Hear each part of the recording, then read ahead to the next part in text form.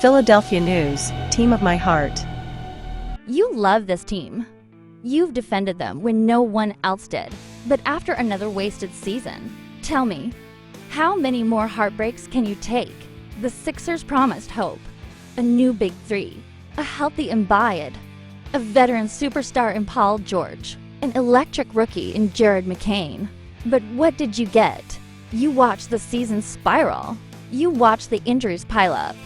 You watched this team crash to 20 for wins, 13th in the East. That hurt, didn't it? But now, there's a chance, a spark. That number 3 pick in the draft? It could change everything. Or it could go horribly wrong. So here's the question, and I want you to feel this in your chest. Do you trust Daryl Morey to make the decision that saves this franchise? Or are we heading for another disaster? Let's break it all down. You've been through too much with this team to settle for mediocrity again. That's what makes this offseason feel so urgent. This isn't just about one player. It's about the direction of the entire franchise. And right now, the Sixers are standing at a fork in the road. One side points toward redemption, the other toward complete collapse.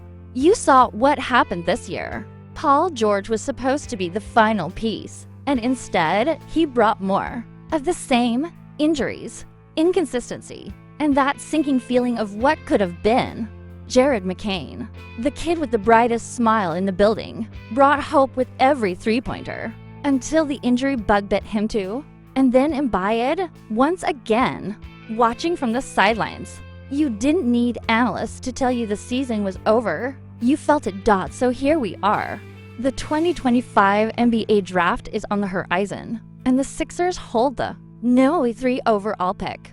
Sounds great, right? But let me ask you something. Do you trust this front office to actually get it right? You've lived through Okafor. You've survived Fultz. This city has scars from draft nights. This ain't just another pick. It's a potential turning point, or a landmine. Now, here's where things get complicated. Daryl Morey isn't just sitting on the number 3 pick. He's working the phones. Rumors say the Sixers are in active talks with the San Antonio Spurs to move up to the number 2 spot. Why? Probably to land Dylan Harper, the most complete guard in the draft. Sounds exciting, but here's the twist. Harper plays the same position as Tyrese Maxey, as Jared McCain, as Quentin Grimes. You're not just drafting talent. You're adding chaos to a backcourt that already has too many names and not enough space. So, what's the play? Draft Harper and let the pieces fall where they may, or look elsewhere. And don't forget, you've also got Brooklyn circling like sharks. The Nets are reportedly open to taking Paul George's contract if the Sixers surrender that number 3 pick. It's a trade-off. Get rid of George's salary, gain flexibility, but lose out on a potentially franchise-changing rookie. Can you stomach that? Brooklyn wants to package assets like Cameron Johnson and later picks. But here's the kicker. They're not even offering their number 8 pick. And you know what that means, right? The Sixers would be giving up a top 3 selection for scraps. That's not how you rebuild. That's how you repeat history. So what's Morey thinking? Some say he's still leaning toward keeping Paul George and giving it one more shot with Embiid at full health. But haven't you heard that one before? Haven't you seen how that ends? Let's run it back only works if the wheels aren't falling off. Meanwhile, workouts have already started. The Sixers are meeting with VJ Edgecombe and Ace Bailey, two top-tier wings in this class. Athletic, explosive, hungry, and yet, where would they play? With McCain, Grimes, and George all needing minutes. Is there even space for development? If the Sixers keep the number 3 pick and draft another guard or wing, they risk creating a logjam. Too much talent, not enough court time. And that's a recipe for locker room tension.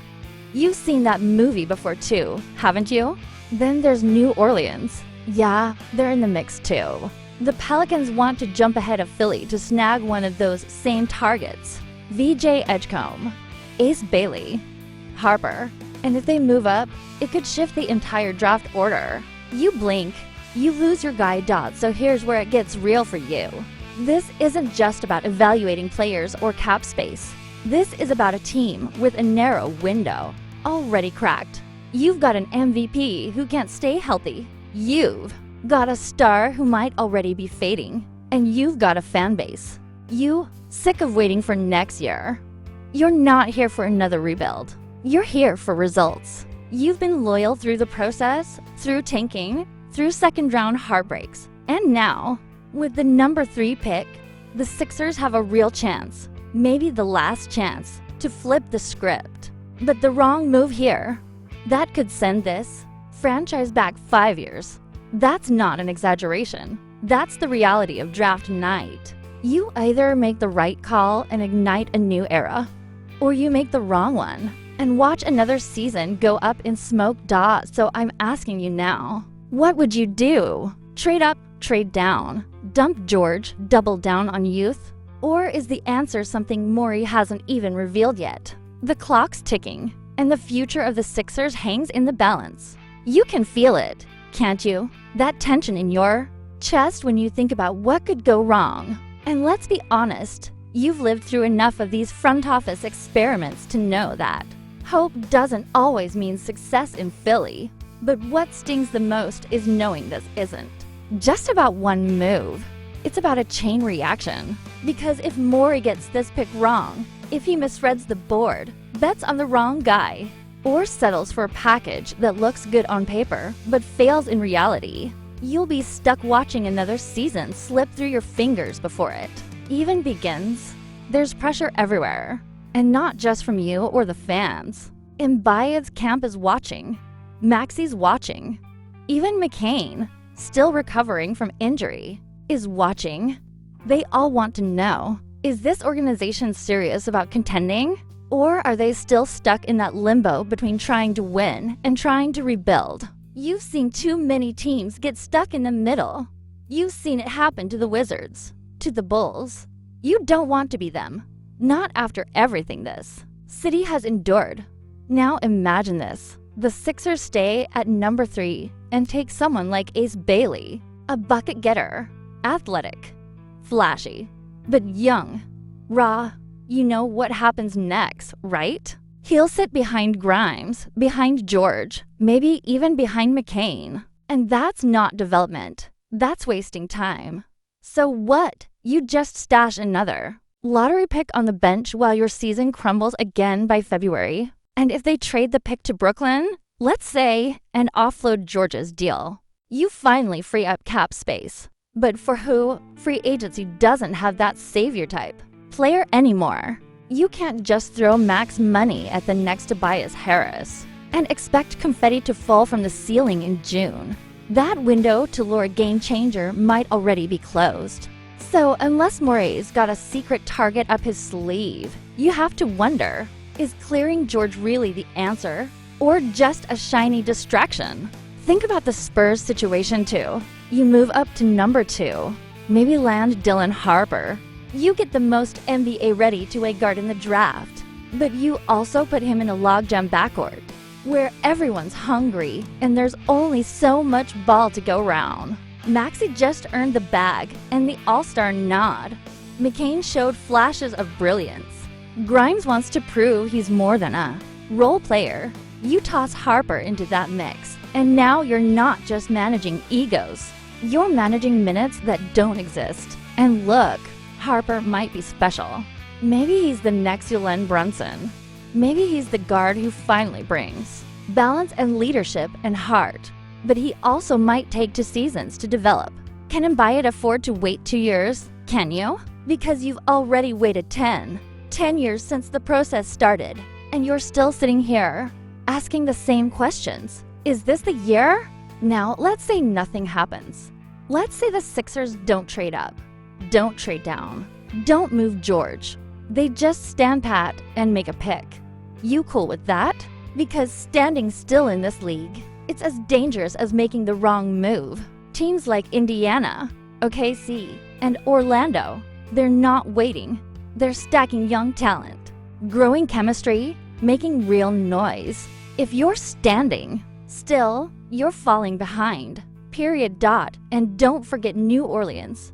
Joe Dumars is playing chess. He's calling the Spurs. He's poking around other teams, trying to leapfrog Philly and snatch the guy the Sixers want. That's not just smoke. That's pressure. That's leverage. That's a message. If the Sixers sleep on this draft, someone else will make the move and leave you in the dust again.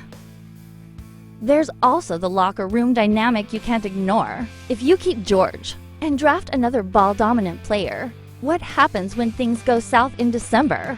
When George's minutes get cut, or Maxey gets iced in crunch time, or McCain feels overlooked, that tension doesn't just go away. It brews. It festers. And you've seen what happens in Philly when chemistry breaks down. You've got a fan base that's ready to explode. Not out of anger, out of exhaustion. You're tired of the press conferences. Tired of the "we believe in this core" nonsense. Tired of being told to wait. You want to believe again, but they've got to give you a reason. And this draft, this might be the last one where you still care. Because if they get this wrong, if they fumble this golden chance, you know it'll be hard to come back next year with that same fire in your chest. There's no perfect answer here. You know that. You've followed this team long enough to know that the easy move usually ain't the right one. But Morey has to do more than just be smart. He has to be bold. You don't win in this league by hesitating. You win by making the right big move at the right big time. And if this ain't that time, then when is? And don't overlook how fragile all of this is. One more wasted season, and Embiid might ask out. One more swing and miss in the draft, and Maxey might start looking at greener pastures when his next deal comes around. One more disappointment, and you might finally say, "I'm done." That's what's really at stake here. Not just the pick, not just the roster, but the trust, your trust. Because the truth is, it's not just about whether the Sixers pick the right guy. It's about whether you still believe they can. And after this past season, that belief is hanging by a thread. Dot. And here you are, still watching, still waiting, still hoping even after a 24-58 disaster that felt like a punch to the gut every single night.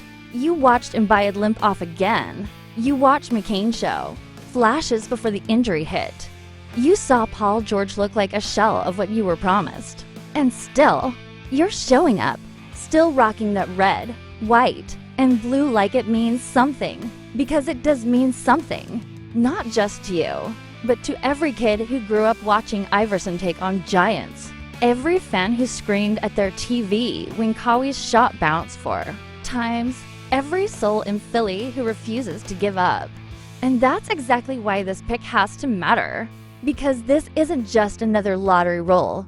It's a lifeline. It's one of the last chances this front office has to earn your trust back. You've seen what happens when you miss on draft night when you pick the wrong guy. When you give up too soon.